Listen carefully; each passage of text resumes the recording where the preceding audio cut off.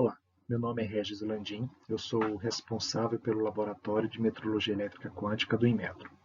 Esse trabalho foi desenvolvido pelo Rodrigo Soares, por mim e por Wanderson Teixeira. Eu vou falar sobre caracterização de sintetizadores de sinais para aplicação em padronização primária de tensão alternada. A padronização primária em tensão contínua é baseada no efeito Josephson. Em 2019, com a redefinição do SI, todas as unidades de base passaram a ser realizadas a partir de constantes físicas fundamentais. Isso também aconteceu com algumas unidades derivadas, como, por exemplo, a unidade de tensão elétrica, o volt.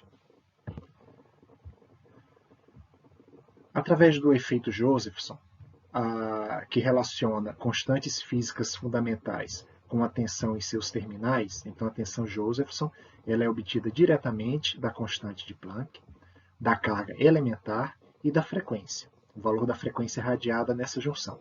E essa frequência ela está diretamente relacionada a outra constante fundamental, que é a frequência de transição hiperfina do átomo de Césio 133.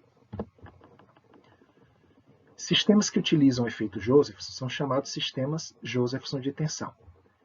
Aqui na foto temos o sistema PJVS, que é um sistema Josephson de tensão programável, que é usado para calibrar Zenners, que são padrões de referência de tensão DC. O sistema Josephson gera uma tensão de referência contínua, que é usada para comparação com a tensão do Zenner sob calibração. A diferença entre essas duas tensões é medida através de um nanovoltímetro e esse valor conhecido de diferença com o valor conhecido do Josephson são utilizados para estimar o valor do Zener sob calibração, em um método diferencial. Com relação à padronização primária em tensão alternada, este mesmo sistema, PJVS, pode ser usado também para gerar tensões alternadas. Então, esse é o sistema PJVS do Inmetro. E aí, quando ele é programado para gerar tensões alternadas, a gente pode chamá-lo de AC-PJVS. E como que ele faz isso? Já que ele gera níveis de tensão contínuas quânticas. Simplesmente por ser programável e rapidamente permitir mudanças sucessivas de nível de tensão, ele permite a geração de degraus sucessivos de tensão, de tal forma a sintetizar formas de onda alternadas. Então, nós podemos ver aqui uma forma de onda senoidal que foi gerada pelo sistema CPJVS em degraus. A gente vê que a fundamental dessa forma de onda é uma senoide. E ela pode ser utilizada como referência para calibrar fontes de tensão AC. Existem alguns pré-requisitos necessários. Por exemplo, a forma de onda do Josephson e da fonte a ser calibrada, ela deve ser de mesma natureza. Então, aqui no caso, duas senoides, ok. Se eu quiser, eu posso calibrar dentes de serra, quadradas, etc. Mas elas têm que ser de mesma natureza. A segunda restrição, o segundo pré-requisito é que tem que ter mesma amplitude. E o terceiro pré-requisito é que tem que ter mesma frequência. Por que esses três pré-requisitos são necessários? Porque eu preciso sincronizar as duas formas de onda. Uma vez sincronizadas essas formas de onda, aí eu posso aplicar o mesmo método diferencial de calibração que é usado na padronização primária de tensão DC. Então, através de um equipamento específico para isso, eu posso fazer o sincronismo dessas duas formas de onda, e aí eu obtenho essa forma de onda aqui, sobreposta. Então, esse degrauzinho aqui é a do Josephson. Eu posso variar o número de degraus, eu posso ter uma resolução melhor, e eu tenho aqui a forma de onda que eu quero calibrar. Elas estando estacionárias, eu meço com um detetor de nulo a diferença de tensão entre as duas formas de onda. E aí, com essa diferença de tensão e conhecendo a tensão do Josephson, eu tenho como conhecer a tensão gerada pela fonte AC. Existem alguns dificultadores com relação a isso. Eu não posso simplesmente pegar um equipamento, uma fonte comercializada e jogar no sistema Josephson que isso vai acontecer como mágica. Não, eu preciso que haja uma mudança de hardware para que seja possível esse controle, esse sincronismo entre essas duas formas de onda. E, além disso, não faz sentido eu utilizar uma fonte com estabilidade que não seja suficientemente boa para eu usar um sistema desse tipo. Por esse motivo, é que institutos nacionais de metrologia, inclusive o Inmetro, estão desenvolvendo suas próprias fontes que permitam sincronismo e que tenham uma excelente estabilidade. A fonte que está sendo desenvolvida no Inmetro, ela é baseada em DDS. Então aqui nós temos o diagrama de blocos, onde aqui no bloco A temos a fonte de alimentação, que ela foi projetada para isolar o máximo possível, né, o ruído, né, de entrada do circuito. Então procura-se uma boa atenuação de ruído, como a gente vai ver mais na frente.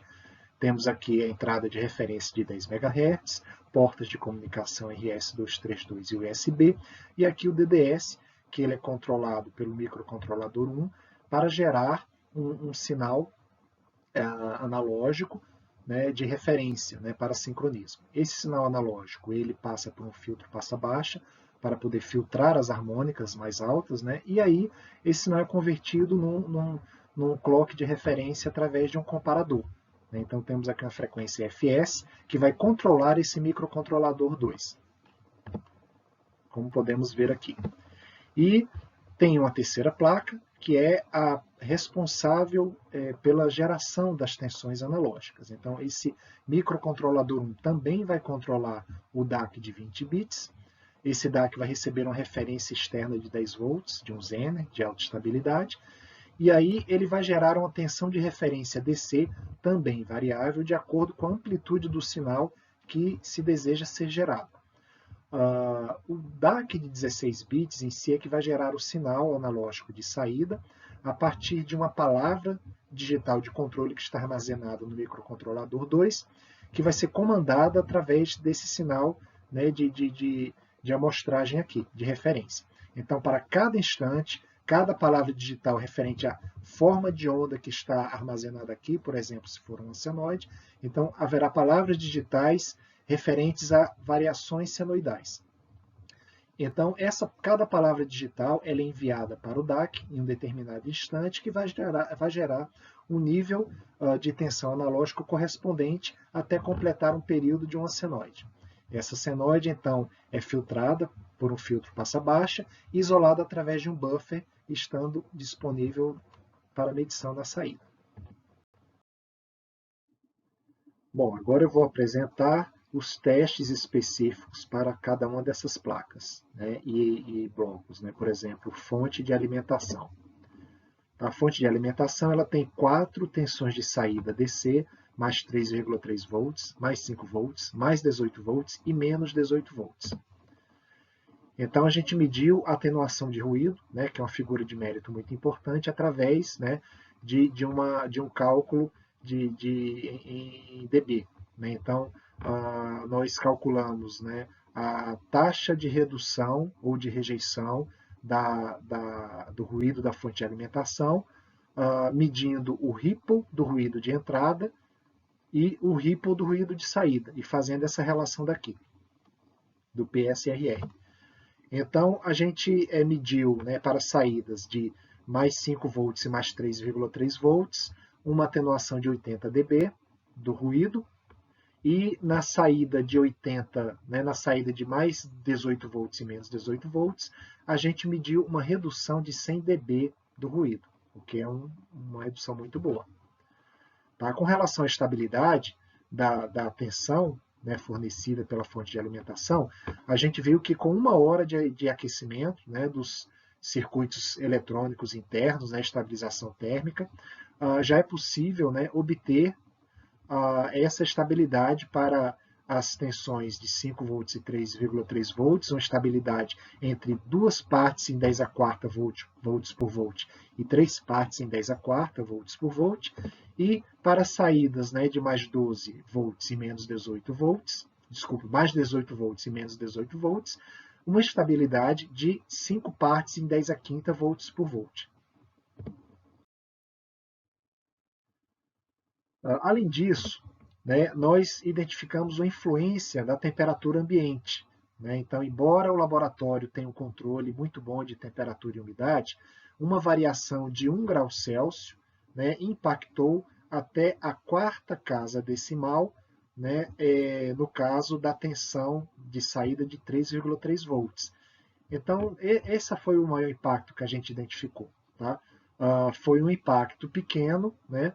E as outras tensões de saída, né, elas sofreram um impacto bem menor. Ainda assim, a gente mediu, né, um fator, né, uma correlação, neste caso de 3,3 volts, diminui a temperatura, aumenta o valor da tensão, a correlação foi de menos 0,6. E, em decorrência dessa medição, a gente implementou uma melhoria no circuito de forma a dar uma maior estabilidade de temperatura no circuito da fonte. Bom, nós fizemos também alguns testes, né, na placa de circuito digital, DDS, e aqui a gente pode observar, essa placa ela é responsável pela referência, né, de frequência, então, naturalmente, a gente mediu a estabilidade de frequência. Para 12 MHz, o desvio de Allen, que é apresentado aqui, ele se mantém aproximadamente constante até 40 segundos de janela de medição, né? Então, praticamente inalterado, né, entre 10 segundos, 20 segundos, de tempo de medição em média, e a partir dos 40 segundos a gente observa que à medida que você faz mais médios por mais tempo, você tem um desvio um pouco maior na frequência, de acordo com esses valores aqui no gráfico inserido nessa frequência, né, nesse gráfico.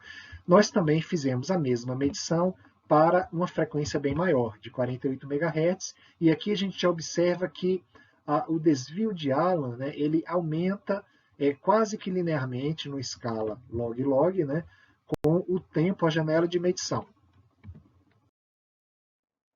Nós também fizemos uma média, né, de medições durante uma janela maior de 30 minutos, né, muito maior do que seria necessário para uma calibração pretendida para esse sistema. Então aqui nós vemos, né, que para frequências, né, de 12, 24 e 48 MHz, nós obtivemos, né, essas variações máximas em Hz, né, para 48 MHz, um valor máximo de 1 Hz, o que dá uma variação percentual, né, muito baixa. Né? Inclusive, né, uma diferença muito pequena entre 12 MHz e 48 MHz. Aqui está o desvio de Allen, e o objetivo da gente testar essas frequências é obter frequências de sinais de saída maiores. Né? Então, por exemplo, para 48 MHz do sinal do DDS, a gente pode chegar até 30 kHz de sinal de saída gerada. Nós também medimos o jitter da placa de circuito digital.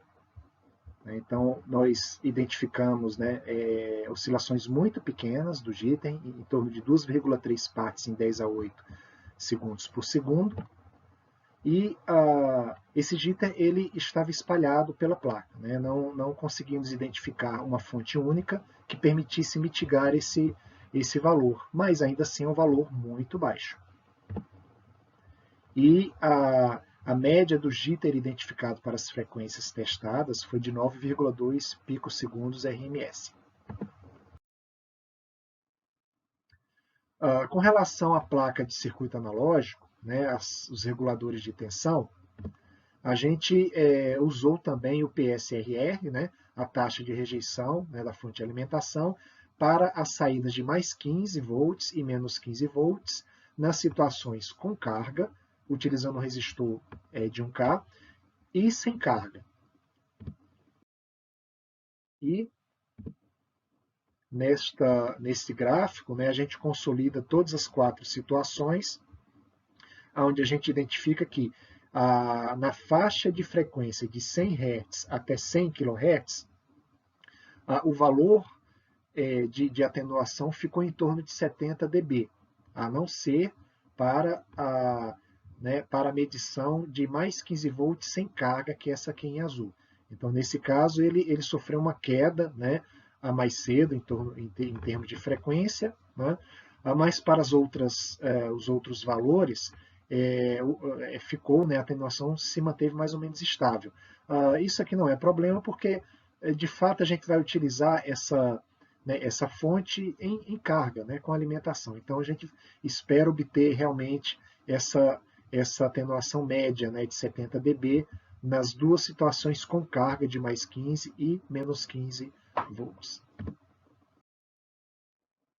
Como conclusões, nós fizemos os seguintes testes no sintetizador de sinais baseado em DDS.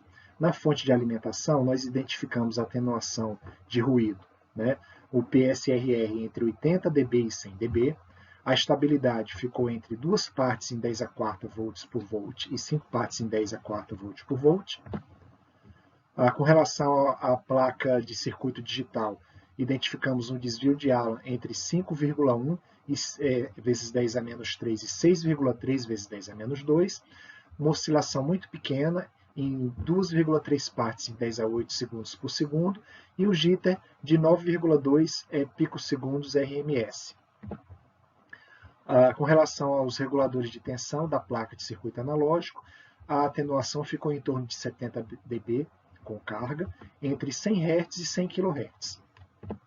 Isso significa que a atenuação total de ruído da fonte até agora varia entre 150 dB e 170 dB na faixa de 100 Hz a 100 kHz.